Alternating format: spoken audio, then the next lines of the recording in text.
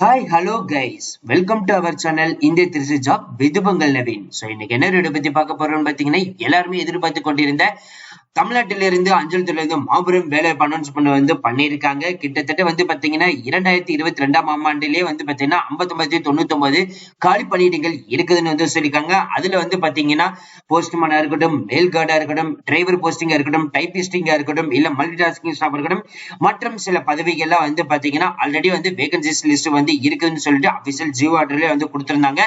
இந்த 2 வருட காலங்களாவே நம்மளுக்கு எந்த ஒரு காலி பணியிடங்கள் அபிஷியல் நோட்டிபிகேஷன் ரிலீஸ் பண்ண இருந்தாங்க. அதன் அடிப்படையில் பாத்தீங்கன்னா இப்ப ஒரு நோட்டிபிகேஷன் ரிலீஸ் பண்ணிருக்காங்க. அது எவ்வளவு காலி பணியிடங்கள் இருக்குது, யாரெல்லாம் அப்ளை பண்ணலாம், அதோட ஒட்டுமொத்த டீடைல்ஸ் நம்ம இந்த வீடியோ ஃபுல்லா நம்ம பார்க்க போறோம். இந்த ஜாப் பொறுத்த வரைக்கும் பாத்தீங்கன்னா 10ஆம் மற்றும் 12ஆம் வகுப்பு முடிச்சிருந்தாலே போதும், நீங்க எலிஜிபிள் சொல்லியிருக்காங்க. சரி கைஸ், வாங்க இப்ப போய் நம்ம அபிஷியல் நோட்டிபிகேஷன்ல பார்க்கலாம். இப்ப நீங்க தெரியல பார்த்துட்டு இருக்கிறது போஸ்ட் ஆபீஸ்ல இருந்து ரிலீஸ் பண்ணிக்கக்கூடிய அபிஷியல் ஜியோ நோட்டீஸ். இது பாத்தீங்கன்னா 2022ஆம் ஆண்டே ரிலீஸ் பண்ணிட்டாங்க. இதுல postman, mail card and driver போஸ்டிங்ல இருந்து மல்டி டாஸ்கிங் இந்த மாதிரி மற்றும் சில பணிகளுக்கு எல்லாம் பாத்தீங்கன்னா எவ்வளவு காலி பணியிடங்கள் இருக்குன்னு சொல்லிட்டு அப்பவே இந்த ஜியோ நோட்டீஸ் ரிலீஸ் பண்ணிருக்காங்க. 59,099 காலி பணியிடங்கள் இருக்குதுன்னு சொல்லிட்டு இது நான் கெஜெட்டடுக்கு மட்டும் பாத்தீங்கன்னா கொடுத்திருக்காங்க. இதுல 21,700 முதல் 69,100 வரை சம்பளம் சொல்லிருக்காங்க. சோ இந்த போஸ்ட்ல நீங்க அப்ளை பண்ணணும்னு நினைச்சீங்கன்னா 18 முதல் 27 வயசு வரைக்கும் இருக்கிற மாதிரி நீங்க அப்ளை பண்ணலாம். 10th 12th முடிச்சிருந்தாலே போதும். பிளஸ் கம்ப்யூட்டர் நாலேஜ் கண்டிப்பா இருக்கணும் அப்படின்ற மாதிரி சொல்லியிருக்காங்க. பிளஸ் இதுக்கு பாத்தீங்கன்னா நான் கெஜெட்டடுக்கு இப்ப நம்ம பார்த்த மாதிரியே பாத்தீங்கன்னா மல்டி டாஸ்கிங் ஸ்டாஃப் ஒர்க் பண்ணிட்டு இருக்கிறவங்களுக்கு பாத்தீங்கன்னா ப்ரொமோஷன் அடிப்படையில் நிறைய பேர் வெயிட் பண்ணிட்டு இருப்பாங்க.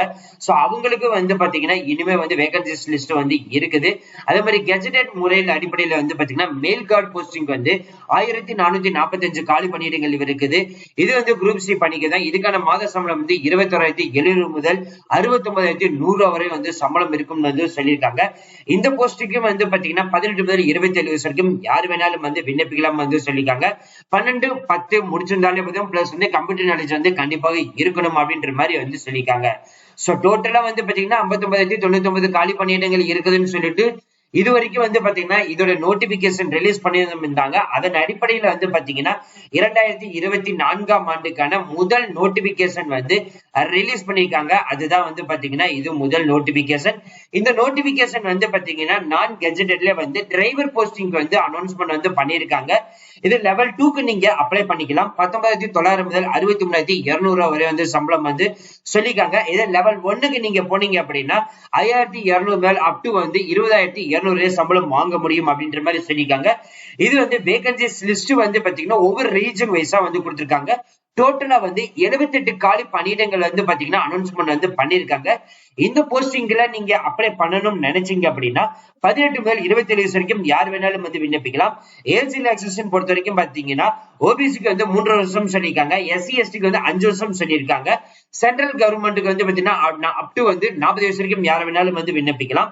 எக்ஸர்வீஸ்மேனா இருக்கீங்க அப்படின்னா 3 இயர்ஸ் கொடுத்திருக்காங்க. SC SCனா 8 இயர்ஸ் கொடுத்திருக்காங்க. ஓபிசினா 6 வருடங்கள் அப்படின்ற மாதிரி சொல்லியிருக்காங்க.